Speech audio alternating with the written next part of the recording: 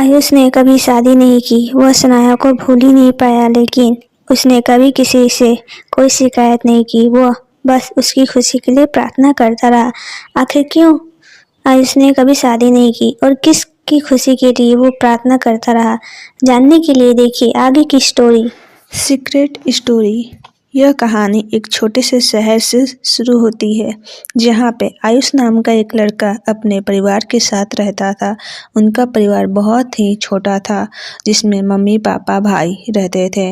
वहीं दूसरी तरफ सनाया नाम की एक लड़की, जो कि स्वभाव से बहुत ही ज़्यादा चंचल, खुशमिजाज और बहुत ही अमीर खानदान से आती है। वहीं आयुष एक मध्य परिवार से आता है, जो कि बहुत ही ज़्यादा गरीब रहता है। और आयुष बहुत ही ज़्यादा इंटेलिजेंट, सुंदर और टॉल टॉल होता है, जिसे कोई भी लड़की एक नज़र में ही पसंद कर लेती है। आयुष की कद कम से कम 6 फुट 2 इंच की होती है, जो कि बहुत ही ज़्यादा पर्सनैलिटी उसकी बहुत ही अच्छी लगती है। और उसका चश्मे पहनने का स्टाइल लोगों को बहुत ही ज़्यादा भाता था, जिसमें से कभी कभी उनके परिवार में तो उनके शादी के रिश्ते भी चलते थे, जिससे आयुष मना कर देता था कि वो अभी पढ़ना चाहता है, वो अभी शादी नहीं करना चाहता है। और उसकी इसी जिद के कारण उसके मॉम डैड ने उसे शहर के सबसे बड़े कॉलेज में एडमिशन करा दिया, जहाँ पे सनाया भी उसी कॉलेज में पढ़ती थी, जहां आयुष और सनाया की पहली मुलाकात होती है। आयुष एक शांत और पढ़ाई में तेज लड़का था, जबकि सनाया बेहद ही चंचल, खुशमिजाज, जिंदगी को खुल के जीने वाली लड़की थी। दोनों का स्वभाव एक दूसरे से बिल्कुल अलग था, लेकिन कहते हैं ना, विपरीत स्वभाव का अक्सर आकर्षित करते हैं। कॉलेज की लाइब्रेरी में आयुष किताबों में डूबा होता है, तब सनाया अक्सर उसके पास आकर उसे परेशान करती है। शुरू में आयुष को समान लगता है, फिर वो सनाया की हरकतों से बहुत ही ज़्यादा परेशान हो जाता है। कॉलेज के लड़के लड़कियां आयुष का बहुत ही ज़्यादा मजाक उड़ाते थे, बोलते थे किताबी कीड़ा है, जब देखो तब लाइब्रेरी बुक में डूबा रहता है। और सनाया भी उन सब में से एक थी, जो कि आयुष का मजाक उड़ाती थी। और आयुष को इन सब से कोई फ़र्क नहीं पड़ता था, वो फिर भी अपनी किताबों की दुनिया में डूबा हुआ रहता था। जब सनाया देखती थी कि उसे कोई फ़र्क नहीं पड़ रहा है, तो वो उसे जानबूझ के परेशान करने का एक भी मौका नहीं छोड़ती थी, जिससे आयुष को बहुत ही ज़्यादा बुरा लगता था। और वो उसकी मासूमियत, बेवकूफ़ी उसे अच्छी लगने लगी धीरे धीरे। जहाँ कभी कभी सनाया आयुष से हेल्प भी मांगती थी कि उसके कोई भी टॉपिक पे उसकी हेल्प कर दे, पढ़ाई में, उसकी होमवर्क में, किसी न किसी चीज़ में उसकी हेल्प मांग देती। और दोनों की भी बहुत ही अच्छी दोस्ती हो गई थी। धीरे धीरे सारे कॉलेज के लड़के लड़कियां आयुष को पसंद करने लगते थे, क्योंकि आयुष पढ़ने में बहुत ही ज़्यादा तेज़ था और वो दयालु भी था और सबकी मदद करता था। आयुष का यह स्वभाव सनाया को बहुत ही ज़्यादा पसंद आता है। वहीं दूसरी तरफ आयुष भी सनाया को पसंद करने लगता था, क्योंकि जो सनाया का चुलबुली व्यवहार था और सबके प्रति आदर सम्मान का जो भावना था, सबकी हेल्प करना, वो आयुष को भी काफ़ी ज़्यादा पसंद आता है। धीरे धीरे दोनों की दोस्ती गहरी होती गई और कॉलेज का एक ट्रिप पे सब बच्चे एक साथ घूमने के लिए गए, यानी बोल सकते हैं पिकनिक पे गए। वहीं पे आयुष और सनाया भी गए थे। सब पिकनिक का मज़ा ले रहे थे, तभी आयुष और सनाया और उनके कुछ दोस्त ने सोचा कि चलो हम लोग जब आए हैं यहाँ पे तो कहीं घूम लेते हैं। और वो घूमने के लिए गए और उसी बीच सनाया और आयुष कहीं घूमते घूमते बीच में कहीं खो गए। उनके दोस्त लोग उनके बहुत ढूंढे, पर वो लोग नहीं मिले। तभी शाम का समय हो गया और बारिश का भी मौसम चल रहा था। अचानक से बारिश भी होने लगी। वहाँ पे पहाड़ी इलाका था। पहाड़ी इलाके में पुराने मंदिर की छत के नीचे वो आकर रुके और बारिश का खुलने का वेट किए। जब बारिश नहीं खुली तो बारिश की कुछ बूंदें सनाया की मुस्कुराते हुए कहा। उस बूंदों के बारिश की कुछ बूंदें सनाया के गालों पे और बालों पे से आ रही थी।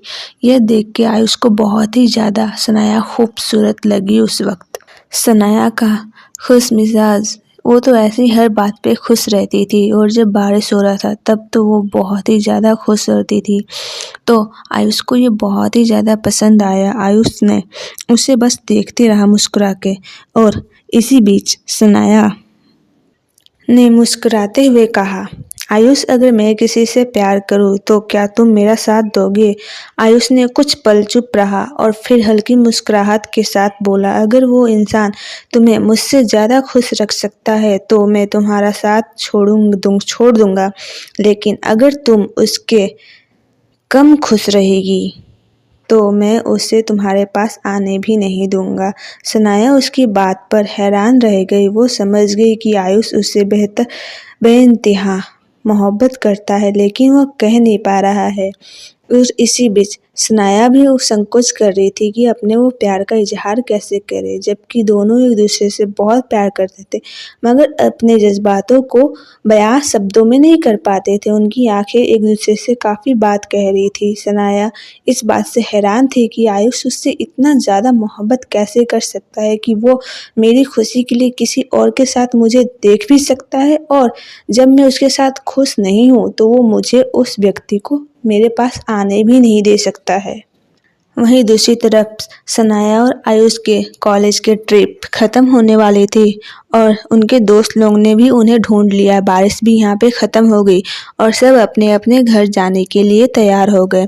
तभी सनाया आयुष के बारे में सोचती रह गई कि आयुष आखिर ऐसा उससे कितना मोहब्बत करता है। उसकी यादों उसके ख्यालों में खोई रही। वहीं दूसरी तरफ आयुष भी घर आने के बाद सनाया के बारे में सोचते रहा और फिर वो सोचते सोचते ऐसे मुस्कुरा रहा था। तभी उसकी मॉम आके पूछ रही है, बेटा क्या बात है, तुम इतना मुस्कुरा क्यों रहे हो, आखिर क्या बात है, हमें भी बताओ, तुम्हारे मुस्कुराने की वजह हम भी खुश होंगे। तभी आयुष अपने फैमिली को बता देता है कि वो अपने कॉलेज की एक लड़की सनाया से मोहब्बत करता है और सनाया बहुत ही अमीर ख़ानदान से आती है। तभी उसकी मॉम बोलती है, बेटा हम लोग तो छोटे ख़ानदान से हैं, क्या इतने बड़े ख़ानदान की लड़की तुम्हें एक्सेप्ट करेगी? क्या वो तुमसे शादी करेगी? क्या वो तुमसे प्यार करती है?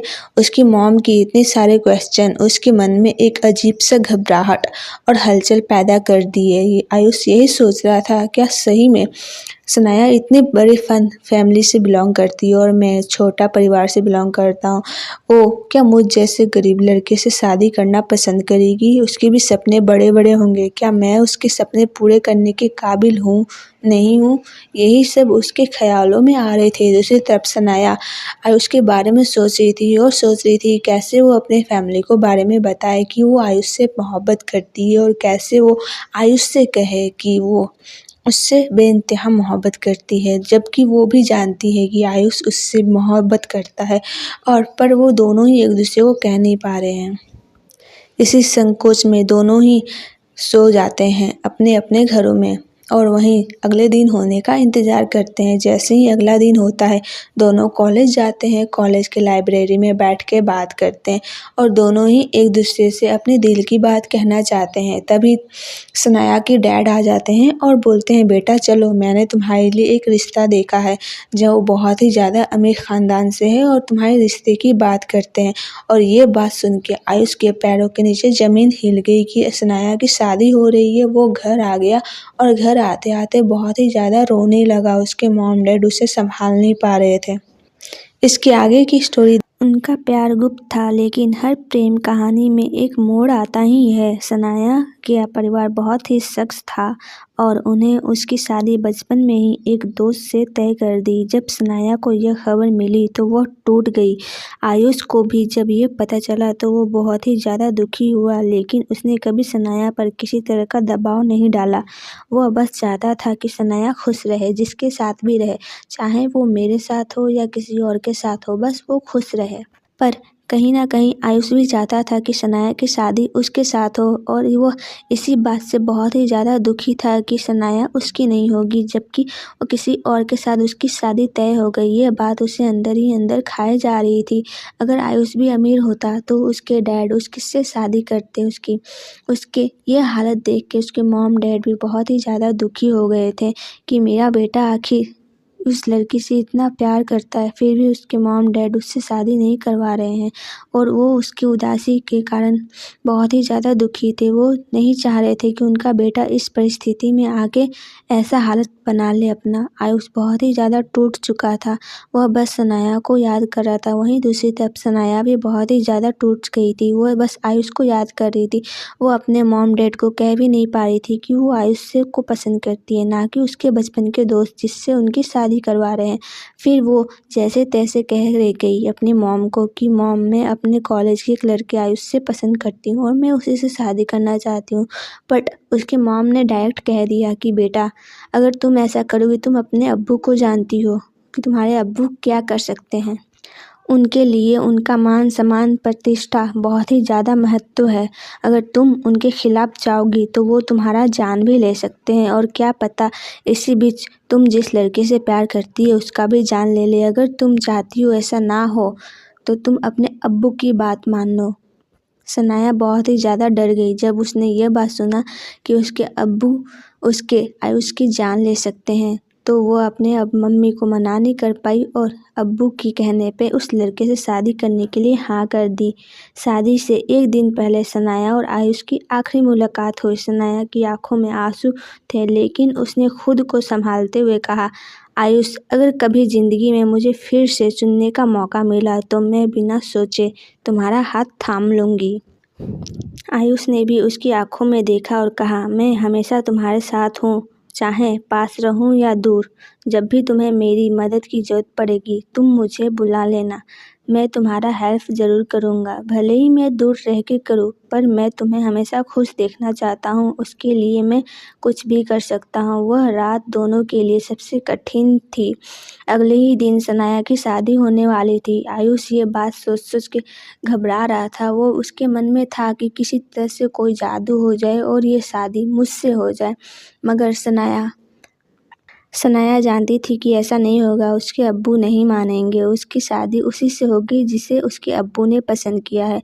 दोनों की आखिरी मुलाकात इतनी ज़्यादा कठिन थी कि दोनों ही अपने बातों से कुछ नहीं कह पा रहे थे, मगर आंखों से सब कुछ बयां हो रही थी। दोनों की आंखों में आंसू थे। दोनों बस एक दूसरे को देखे जा रहे थे।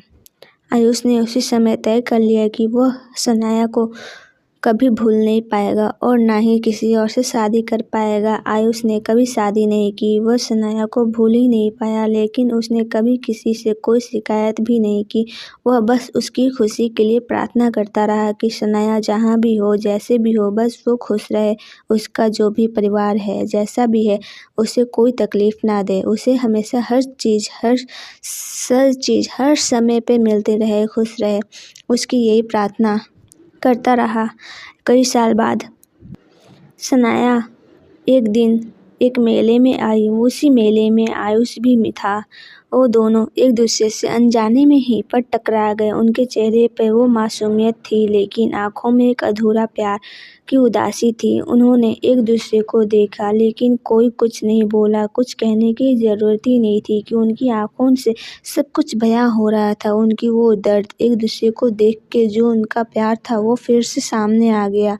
वो बस कुछ कह तो नहीं पा रहे थे, मगर उनकी आंखों से सब कुछ बयां हो रहा था। उन्हें कुछ कहने की ज़रूरत ही नहीं पड़ी।